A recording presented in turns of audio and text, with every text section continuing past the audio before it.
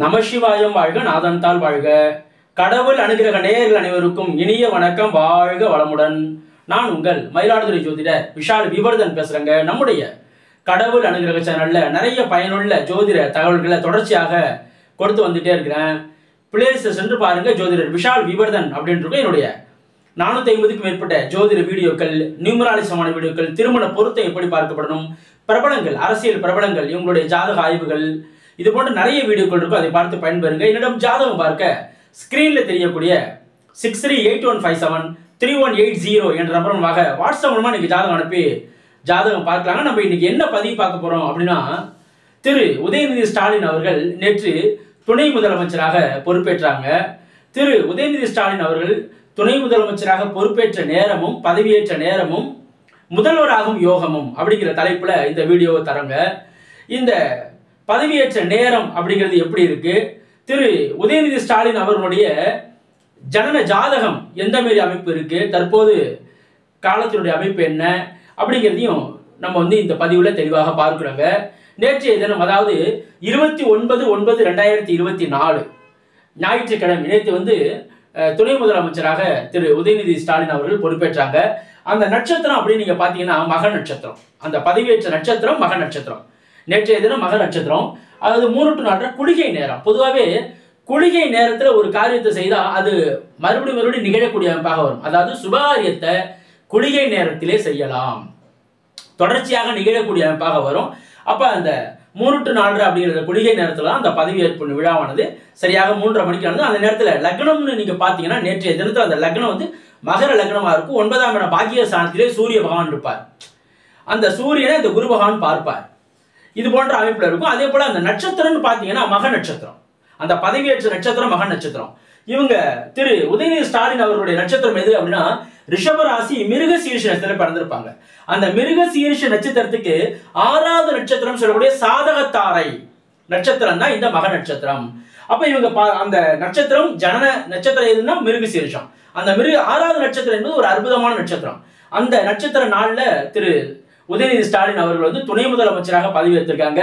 Plus அந்த நேரமும் ஒரு அற்புதமான நேரம்.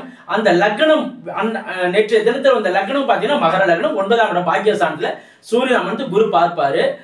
திரு உதயநிதி ஸ்டாலின் அவர்களுக்கு முதல்வராகக்கூடிய யோகம் அமைப்பானது இருக்குதா அப்படிங்கிறதையும் இந்த பதிவில் நம்ம பார்ப்போங்க. அதாவதுங்க, திரு உதயநிதி ஸ்டாலின் அவர்கள் பிறந்தது அப்படின்னு பார்க்கும்போது 27/11/1977 பிறந்திருக்காங்க. 27/11/77.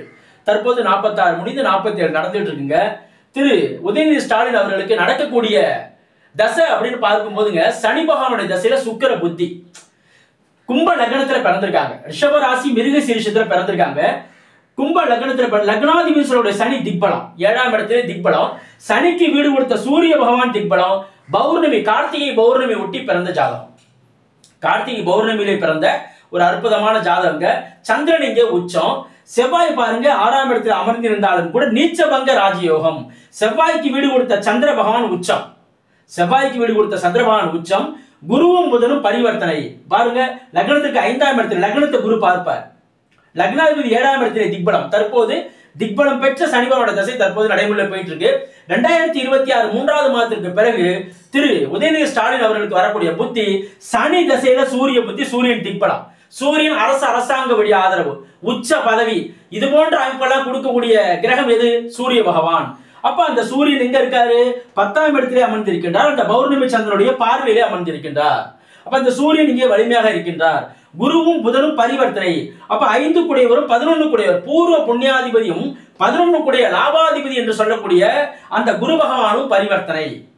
அப்ப பரிவர்த்தனை பெற்ற கிரகம் ஆட்சி பெற்ற நிலைக்கு சமம் என்ற அடிப்படையிலே இந்த இடத்துல குருபகவான் புதன்மான் பரிவர்த்தனை வாயிலாக தன்னுடைய வீடுகளில் ஆட்சி என்ற நிலைக்கு வர்றாங்க. அதே போல சனி இந்த இடத்துல லக்னாதிபதியான சனி திக்பலமா இருக்காரு. செவ்வாய் நீச்சபங்க ராஜயோகத்திலே இருக்கின்றார். செவ்வாய்க்கு வீடு கொடுத்த அந்த சந்திரன் உச்சம் பெற்று அமர்ந்திருக்கின்றார். இப்ப இதுல சரியில்லா தசை முடிஞ்சிருச்சு. பிறந்த காலங்களிலே செவ்வாய் தசை, அதற்கு பிறகு 8ஆம் இடத்தில் அமர்ந்த ராகு தசை, அதற்கு பிறகு கும்ப லக்னத்திற்கு அப்படி ஒன்றும் பெரிய யோக பலனை செய்ய இயலாதவர் யாரு? குரு பகவான். அந்த தசையும் முடிஞ்சிச்சு. தற்போது கும்ப லக்னத்திற்கு யோகருடைய தசை நடைமுறை போயிட்டு இருக்கு. சனி பகவானோட தசை. அதுலயும் சுக்கிர புத்தி 9 கூடிய பாக்கியாதிபதி. அந்த பாக்கியாதிபதியுடைய புத்தியை தான் துணை முதலமைச்சராக பதவியேற்றாங்க. வரக்கூடிய அமைப்பு என்பது மிகப்பெரிய ஒரு உச்ச அமைப்பாக இருக்கின்றது வரக்கூடிய காலம். அந்த சுக்கிர புத்திக்கு பிறகு வரக்கூடிய அமைப்பு என்பது சூரிய புத்தி. அப்ப முதலமைச்சராக கூடிய அத்தனை அமைப்புகளும் வலிமையாக இருக்கக்கூடிய ஜாதகமாக திரு உதயநிதி ஸ்டாலின் ஐயா அவருடைய ஜாதகமானது இருக்குது அப்படின்னு நம்ம சொல்ல முடியுதுங்க. அதே போல தற்போது நடக்கக்கூடிய காலகட்டமும் ஃபேவரபிளான காலகட்டம், சாதகமான காலகட்டமாகவும் இருக்குது என்று சொல்ல முடியும். இந்த யோகத்தெல்லாம் நீங்க பாத்தீங்க அப்படின்னா எல்லாமே கிரகமாளிகா யோகம் அப்படின்னு ஒரு அற்புதமான யோகம் ஜோதிட விதிகள்ல உண்டுங்க. அதாவது தொடர்ச்சியாக கிரகங்கள் அமர்வது. அதே மாதிரி 4 மூலை என்று சொல்லக்கூடிய இடத்துல கிரகங்கள் இருந்தாலும் சதுர்கேந்திர யோகம் என்ற அமைப்புல வரும் பாருங்க. இந்த இடத்துல கேது பகவான், இங்க குரு, இங்க ராகு, இங்க புதன், சதுர்கேந்திர யோகம். எல்லா கிரகங்களும் வலிமை பெற்று அமர்ந்திருக்கின்றன. எந்த வீடுகளும் கிரகத்தினுடைய பார்வை இல்லாம இல்ல. எல்லா வீடுகளும் பாருங்க, இந்த இடத்துல ஒரு வீடு பிளாங்கா இருந்தாலும் சுக்கிரனுடைய பார்வை இங்க கிடைக்கும். இந்த இடத்துல ஒரு வீடு அதாவது வெறுமனே இருந்தாலும் இங்க பாருங்க செவ்வாயினுடைய பார்வை. அப்ப எல்லா வீடுகளும் கிரகத்தினுடைய அமைப்பிலே இருக்கு. பிளஸ் கிரகமாளிகா யோகம் தொடர்ச்சியாக சந்திரன், குரு, செவ்வாய், சனி, ராகு, சுக்கிரன், சூரியன் வரிசையாக கிரகங்கள் அமர்ந்த கிரகமாளிகா யோகம், 4 முள் அமர்ந்த சதுர்கேந்திர யோகம். அதே மாதிரி பௌர்ணமி அமைப்பிலே பிறந்த ஜாதகம், பௌர்ணமியிலே பிறந்த ஜாதகம் நீச்சபங்க ராஜயோகம். அந்த லக்னத்திற்கு 10ஆம் அதிபதி என்று சொல்லக்கூடிய யாரு? பட்டம், பதவி, கௌரவம், புகழ், அந்தஸ்து இது போன்ற அமைப்புக்கு உரியவர் யாரு? அந்த செவ்வாய் பகவான். அந்த செவ்வாய் 6ஆம் இடத்திலே அமர்ந்திருந்தாலும் கூட உச்சருடைய வீட்டிலே அமர்ந்து விட்டார். இதான் நீச்சபங்க ராஜயோகம் அமைப்பு. ஜோதிடத்தில் ஒரு அற்புதமான விதி. அந்த செவ்வாய்க்கு வீடு கொடுத்த சந்திரன் உச்சம், அந்த செவ்வாய் அமர்ந்தது பௌர்ணமி சந்திரனுடைய வீட்டுல. அப்ப இந்த இடத்துல எல்லா கிரகமே வலிமை பெற்ற சுக்கிரன் ஆட்சி பெற்று அமர்ந்திருக்கின்றார். சூரியன் திக்பலமாக அமர்ந்திருக்கிறார். புதன் இங்கே பரிவர்த்தனை வாயிலாக ஆட்சி பெறுகின்றார். குரு பரிவர்த்தனை வாயிலாக ஆட்சி பெறுகின்றார். சந்திரன் உச்சம் பெறுகின்றார். செவ்வாய் இங்கே நீச்சன் நீங்க எடுக்க முடியாது. 6ஆம் இடத்திலே செவ்வாய் அமர்வது என்பது நல்லது. 6ஆம் இடம் எதிரி, வம்பு, வழக்கு, நோய், எதிரி இது போன்ற இடங்களில் ஒரு பாவரம் அமரும் போது அந்த இடத்தின் தன்மையை கெடுப்பார், நோயை கெடுப்பார், எதிரியை கெடுப்பார். இது போன்ற அமைப்பு உண்டு. 6ஆம் இடத்திலே பாவரம் அமரலாம். அந்த 6ஆம் இடத்திலே செவ்வாய் அமர்ந்து நீச்சபங்க ராஜயோகம் என்ற அடிப்படையிலே அமர்ந்திருக்கின்றார். அப்ப இந்த அமைப்புல பார்க்கும்போது லக்னம் வலுவாக இருக்கின்றது. லக்னத்தை குரு பார்க்கின்றார். லக்னாதிபதி வலுவாக இருக்கின்றார். சனி திக்பலமாக இருக்கின்றார். சனிக்கு வீடு கொடுத்த சூரியனும் திக்பலமாக இருக்கின்றார்.